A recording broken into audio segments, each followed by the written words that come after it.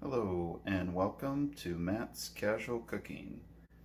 Today we will be making teriyaki beef with rice and sesame seeds. Very easy dish and a very tasty dish that you can make anytime. Very quick and simple. And I'm going to go ahead and go over all the ingredients and how to cook it today. Alright, let's get to it.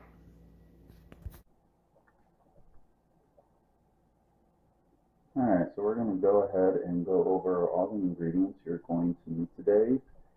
You're going to need 1.5 pounds of meat cubed, and then for your seasoning, you're going to need 1 teaspoon of black pepper, onion powder, and ground ginger. Now you can add red pepper flakes and cayenne pepper, but we're not going to be doing that today. You're also going to need 5 cloves of minced garlic, and you're going to need toasted sesame seed oil. And I can't tell you how much. It's just going to kind of be a guess on our part. It's going to be kind of more how much you want to put in it. So, and then after we cook the meat, you're going to need teriyaki sauce and cornstarch. Again, on both those, I can't tell you how much because we're just going to be adding them in, kind of eyeballing it. So. And what you're also going to need, you're going to need 2 cups of rice and 2 cups of water or some kind of broth. Now I like to do a 1-to-1 ratio, so if you only want to do like 1 cup of rice for what you're cooking, I would just suggest 1 cup. You can go a little bit lower, like 3/4 of a cup of whatever liquid you want, but kind of how I like to do it. So, alright, so we're going to go ahead. And so here's the meat. Here's the meat. It's in a bag, or you can put it in a container. Now I'm using beef stew cubes. There's nothing wrong. You can use any type of meat you want. You can use chicken, you can use pork. But what you just want to do is take your seasonings, dump that in there.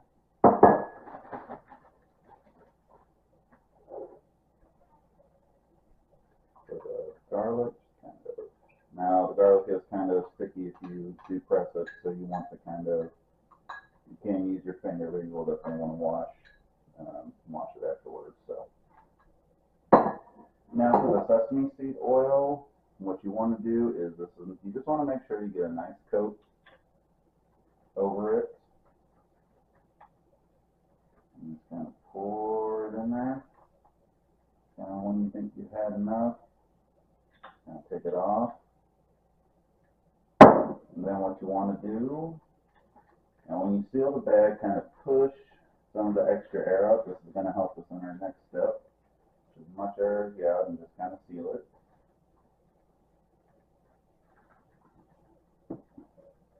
Alright, so then what you want to do is you want to just take your hands, kind of rub it all around inside. Now if you're doing this in a container, all you just want to do is kind of move it around with like a fork or a spoon and make sure you get nice coverage of all the meat.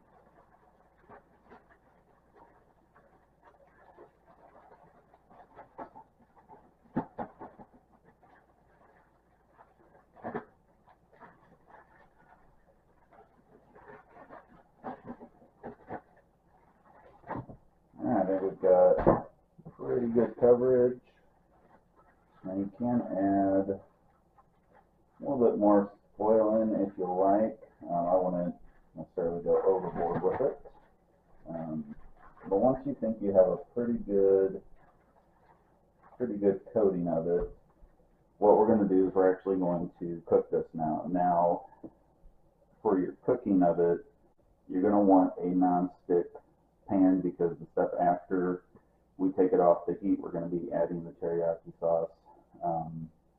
You don't necessarily want to mess up maybe a pan that's going to stick a lot that you have. So, but first what we're going to do is we're actually going to cook the rice first because the meat doesn't really take too much time overall. Well, neither does some of the rice, but we're going to go ahead and get that done first. Alright, so for your rice, you're gonna need also a lid for this as well. So go ahead and pour in your liquid, whatever you choose today. I'm using beef broth.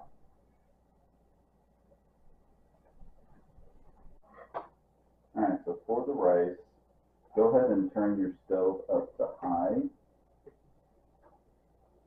And what we're looking for is we're looking for the liquid to boil. Now while you're doing this, you will want to stir pretty constantly because the rice will stick to the bottom of your pan, and you really don't want burnt rice in with the liquid. So kind of stir gently.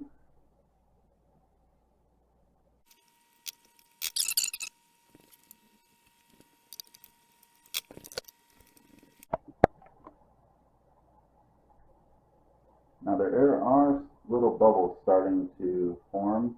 It is starting to heat up, so just kind of keep stirring. What we're looking for is some a little bit bigger bubbles and a lot more of the liquid to start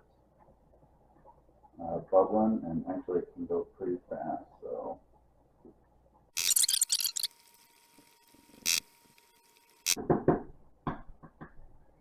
alright, so what we're going to do now is we're going to go ahead and add the lid. Now just watch it for a second and make sure that it doesn't kind of start to creep up and boil over.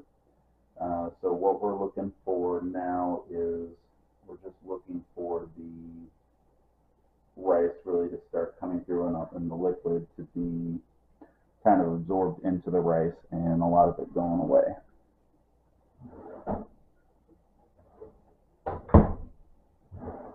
Alright, so this rice is done. So what we're just going to do is we're just going to go ahead and we're going to take it off the heat and put the lid back over it to keep it warm while we cook the meat. Alright, so I know I'm putting my hand over the pot to feel it. I have been doing this a long time, and if you're comfortable doing it this way to feel the pan is hot, if not, just use the back of your hand, and you'll still feel some warmth. So it's getting kind of hot now, so we're going to go ahead and put on the meat.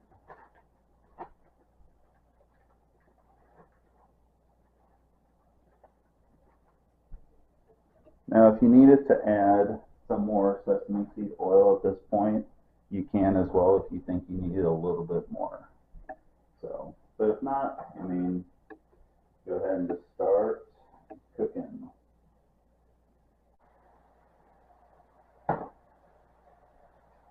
Alright, so I cooked it a little bit higher on the minute end, so it's been about 10 minutes I cooked. It's pretty much done to this point.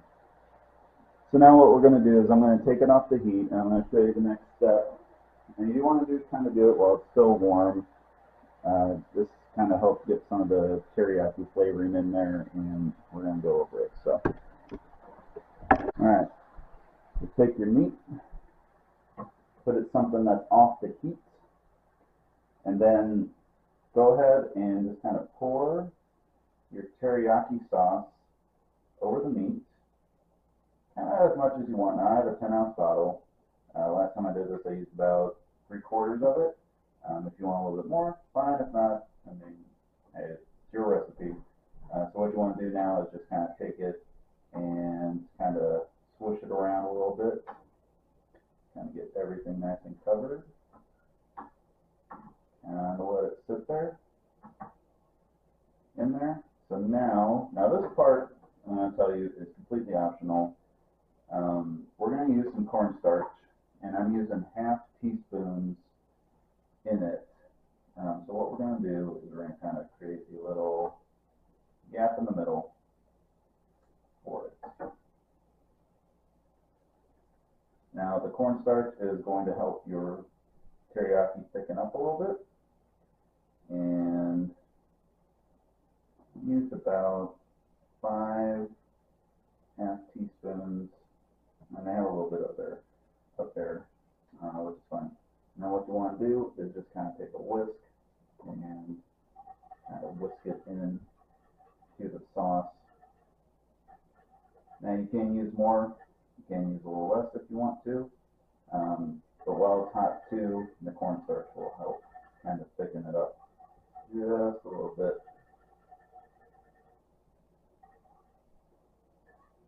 Now it is also going to make it look like teriyaki sauce is a little more brown, a little lighter brown as well. But that is not a issue. We're just kind of thickening it up a little bit. So what we want to do then is let it kind of sit here into the juice um, and do that.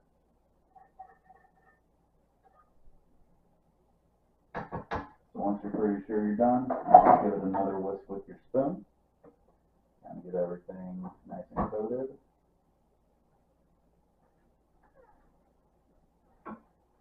Alright, so right now we are going to let it sit here, and we're actually going to, I'm going to show you another optional step. If you like, we're going to toast sesame seeds. Alright, so on the seeds, what you want to do is just, you don't want to stack them too high, you just want to get a decent layer on here. Kind of pick it up, kind of see a little bit, a couple gaps, just kind of pour a little more in. Just want to get it where it kind of covers the bottom of it. And this is going to be very, very quick. Now, you want to turn this to realistically medium. And now what we're looking for is you're going to know they're done. Is you're going to see them, they're going to start to turn a little brown, and you're going to have a kind of a sweet smell coming from them. But once they really start to turn kind of a light brown, you know you're done. You're going to want to take them off the heat immediately, and you're going to want to serve it. Alright, so you have some now kind of popping like popcorn, and it's starting to turn a little more brownish, and if you kind of shake it, you kind of see here a little more dark brown. So really, we're kind of done at this point. You can keep going, but I wouldn't, or you're just going to burn them. So go ahead and take them, set them off the heat, or put them like in a bowl. That would definitely be off the heat. And then what you just want to do is you just want to top off your sesame seed chicken. Alright, well, I hope you enjoyed making this recipe today as much as I've enjoyed making it for you. Please like, subscribe, and leave a comment if your taste buds in your stomach enjoyed the deliciousness. So go ahead, thank you, and thank you for watching, and have a good rest of your day.